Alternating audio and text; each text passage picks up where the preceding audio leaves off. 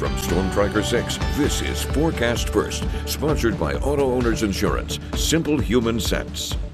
Well, our days began with some sunshine across the area. Capitol Cam, the time lapse today, pretty quickly filled in with some high clouds and then some thicker cloud covers. We moved in the afternoon. And that is a sign of things to come as another storm system begins to approach the region. Our temperature is currently 67 Lansing, 66 in Jackson. It is a warm afternoon across the area.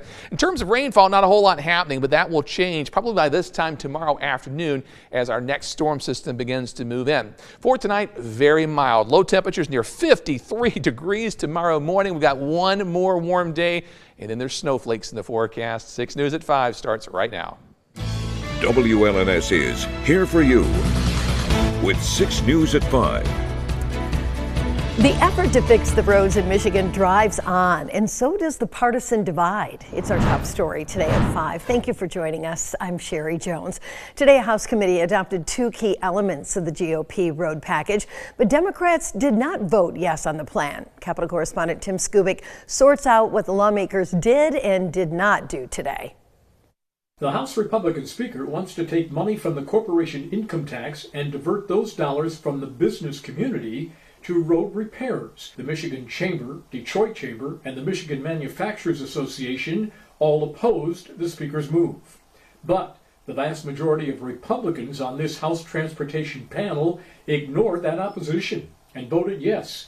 The Democrats passed, not voting one way or the other. The Speaker also wants to remove the sales tax at the pump and divert that money to the road, with the gas tax increasing by 31 cents to replace the lost revenue by removing the sales tax. The vast majority of Republicans voted yes on this so-called revenue-neutral tax, meaning motorists would not be paying more at the pump even though the gas tax is going up. On another front, the public transit lobby was out in force trying to convince the committee to earmark 10% of the new road package for local bus services. Years ago, buses did get 10% of that money, but lawmakers over time sliced and whittled away at it to the point where this new package allocates 1.5% for public transit.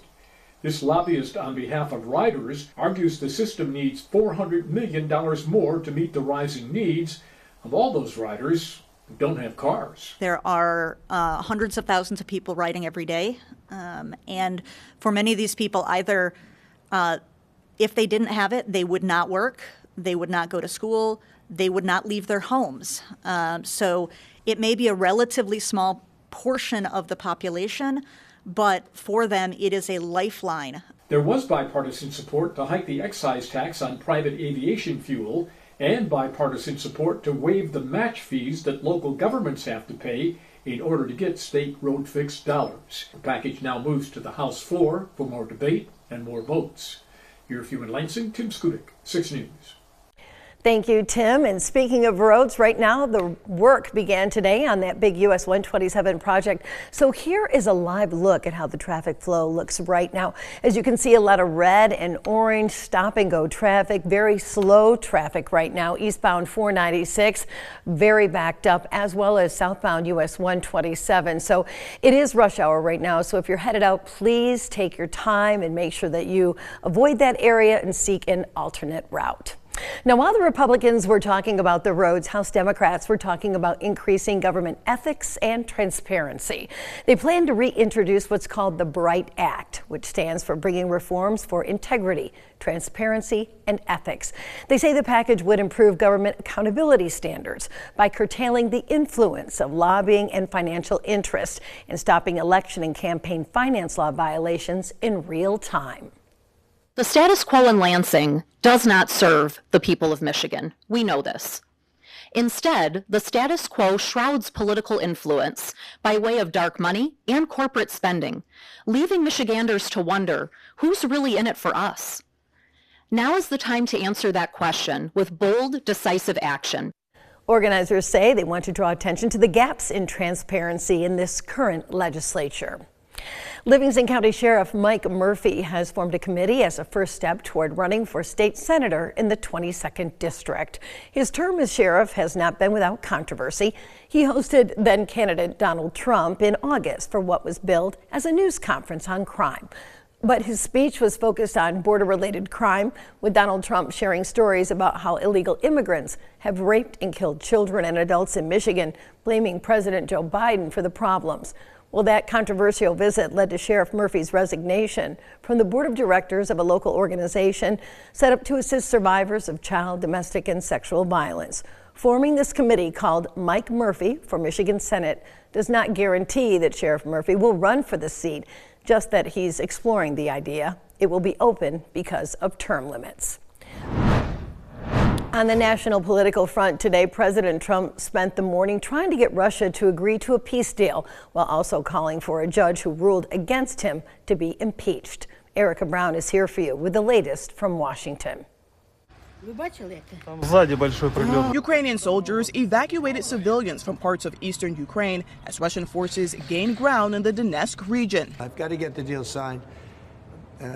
2,000 people a week sometimes are killed, and we have to get that agreement signed, but that's the only thing I think about. President Trump spent more than 2 hours on the phone with Russian President Vladimir Putin Tuesday, pushing him to accept a ceasefire. The Kremlin said Russia agreed to a prisoner exchange, swapping 175 Ukrainian soldiers for an equal number of their own, while the White House says Putin agreed to a 30-day ceasefire on energy and infrastructure targets. The fact that a nuclear power plant is a contested object in a war that involves live ammunition being fired and explosives is extremely concerning. In addition to the call with Putin, Trump spent part of the day railing against a federal judge who ordered the administration to stop deportation flights carried out using the Wartime Alien Enemies Act. The president said he was doing what Americans elected him to do, and said this judge, like many of the crooked judges I'm forced to appear before, should be impeached. That drew a swift rebuke from U.S. Chief Justice John Roberts, who issued a rare statement saying impeachment is not an appropriate response to disagreement concerning a judicial decision. Erica Brown, CBS News, the White House. Republican Congressman Brandon Gill from Texas is taking the president up on his call for an impeachment of that federal judge. Gill announced today that he introduced a resolution to impeach Judge James Boasberg today. And we hate to be the bearer of bad news, but there is less than 1 month until your taxes are due. And most Americans have until April 15th to file their 2024 tax returns, pay any taxes owed, or request an extension. And according to the IRS, 61.4 million tax returns have been received. More than 60.7 million have already been processed. CBS News business analyst Jill Schlesinger says if you receive a big refund, consider making changes so that does not happen again next year.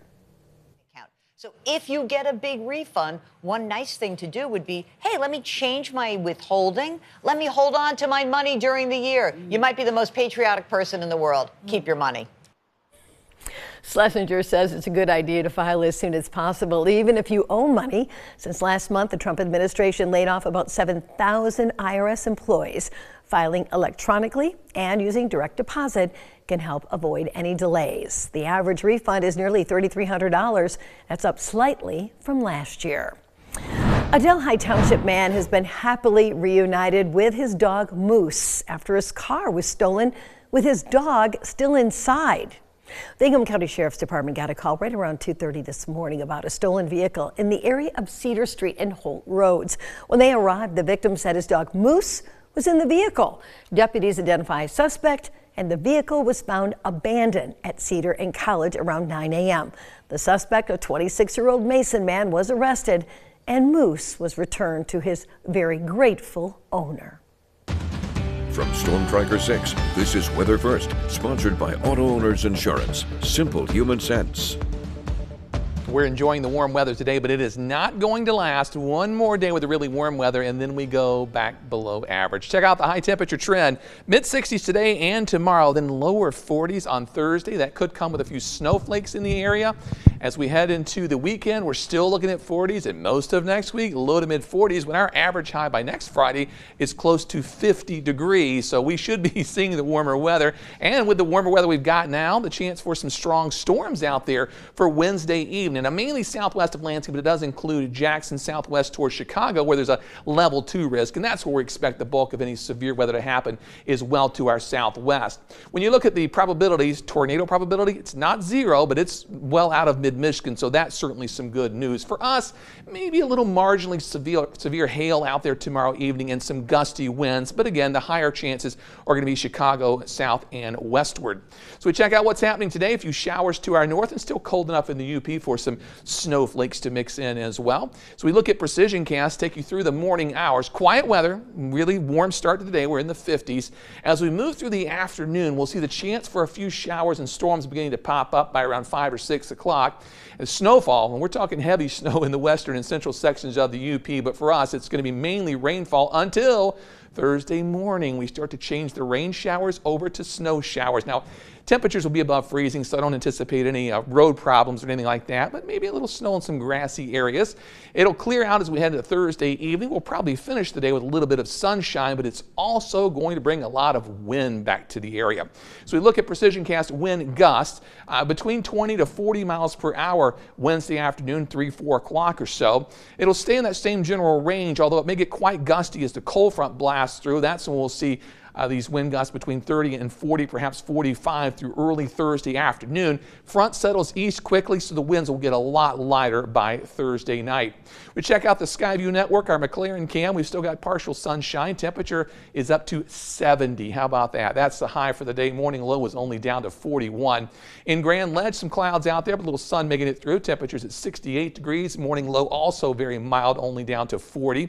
We'll head further south into Jackson County. A little color in the skies. The sun is beginning to head down. 66 is the current temperature. Wind gust today at 23 miles per hour. And final stop in Hillsdale, where we've got still a little bit of sunshine. Temperature holding at 67, morning low 38, and our wind gust just under 20 miles per hour. Temperatures quite warm, ranging from 68 in St. John's to 65 in Owasso. Southward near 70 in Coldwater. Lows tonight, as I said, quite a bit above average, only down to 53 degrees with mostly cloudy skies. Then for tomorrow, temperatures very warm once again, at least in the mid to the upper 60s, but it will be breezy tomorrow, so not quite as nice as it was today. The 6-day forecast, morning rain and snow showers on Thursday. Then over the weekend, when we're in the 30s for lows, you could certainly see, pardon me, some snow showers mixing in, primarily rain showers. Rain-snow mix on Monday, and possibly a little bit of a rain-snow mix next Friday as temperatures remain well below average. Well, you said today would be gorgeous, and actually when the sun finally came out this afternoon, beautiful. So nice out there, wasn't it? So nice. And tomorrow? Bottle it up because it's gone after that. That's what I thought. Thanks, David.